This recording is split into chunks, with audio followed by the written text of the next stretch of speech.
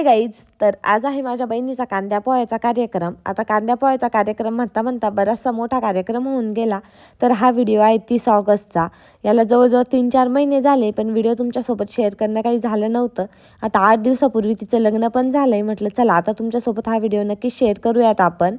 तर माझ्या बहिणीला पाहुणे बघायला आले होते या दिवशी. त्यासाठी आम्ही मंडप वगैरे टाकला होता, जेवणाची व्यवस्था केली होती. नवरदेवाकडचे भरपूर सारे जण येणार होते, त्यामुळं थोडंसं प्लॅनिंग जरा मोठीच केलेली होती. आता याच्या दुसऱ्या दिवशी शाऊचा बड्डे होता, त्यामुळं बड्डे पण यामध्ये सेलिब्रेट झालेला होता. सगळे पाहुणे गेल्यानंतर आम्ही बड्डे सेलिब्रेट केला होता. तो व्हिडिओ ऑलरेडी मी तुमच्यासोबत शेअर केला होता, पण हा जो पाहुणे बघण्याचा कार्यक्रम होता, नवरी बघण्याचा, तो काही तुमच्यासोबत शेअर केला नव्हता. म्हटलं चला आज करूयात. तर आमच्या घरातले जवळचे मोजके पाहुणे आणि त्यानंतर नवरदेवाकडचे सगळे बोलवलेले होते आम्ही. त्यानंतर ब्राह्मण आले होते, लग्नाची डेट पण फिक्स करायची होती. आता एवढे सगळे पाहुणे होते म्हटल्यावरती जेवणाची ऑर्डर पण दिलेली होती. मस्त असं जेवण बनवलेलं होतं. सगळ्या पाहुण्यांना जीव वगैरे घातलं. त्यानंतर लग्नाच्या डेट काढल्या, 3-4 डेट काढल्या, त्यामधून एक डेट यांनी फायनल केली. सगळ्यांच्या सोयीनुसार आणि सुट्ट्यानुसार एक डेट फायनल झाली, ती म्हणजेच 12 डिसेंबर. तर आता 8 दिवसापूर्वीच ती डेट होऊन गेली, म्हणजे तिचं लग्न झालं आहे. तर बरेचसे व्हिडिओ तुम्ही माझे बघितले असन, पुऱ्या बांगड्याचे म्हणा किंवा मग शॉपिंगचे म्हणा. आता यानंतर आपल्या लग्नाचे व्हिडिओज पण येणार आहेत, मेहंदीचे व्हिडिओ येणार आहेत. जसे जसे शूट केले ते सगळे तुमच्यासोबत शेअर करणारच आहे मी. पण याआधी आपण या कार्यक्रमाबद्दल बोलू. तर कार्यक्रम खरंच खूप छान झाला. जेवण पण खूप टेस्टी होतं आणि तिकडचे लोक पण खूप खुश होते नवरीला बघून. आम्ही पण नवरदेवाला बघून खुश होतो. तर फायनली आमचं लग्न ठरलं आहे आणि आता 3 महिन्यानंतर आमची नवरी जाणार आहे नवरदेवाच्या घरी. तर नवरदेव काही तुम्हाला दाखवणं या व्हिडिओमध्ये मला पॉसिबल झालं नाही. आता तो तुम्हाला मी हळदीच्या दिवशी नक्की दाखवते.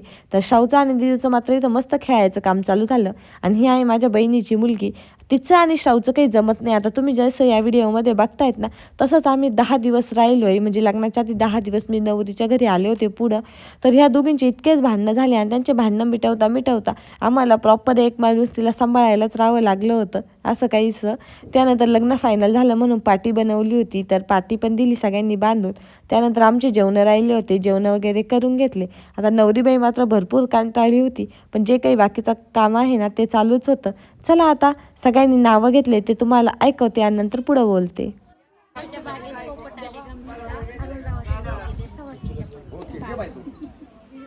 गणपतीला वाटेल तुळस, महादेवाला वाटेल तुळस, योगेश्वरावांचं नाव घ्यायचं मला नाही आवडत.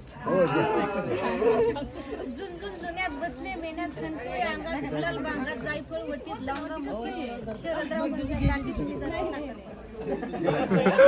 मस्त होते, हे मोठं होतं.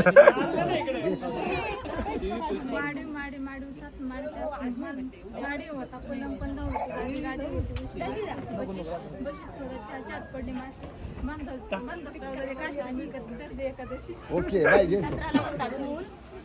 सूर्याला म्हणतात सर भरतरावांचं नाव घेते दायगुडे नाव पांढरे संघात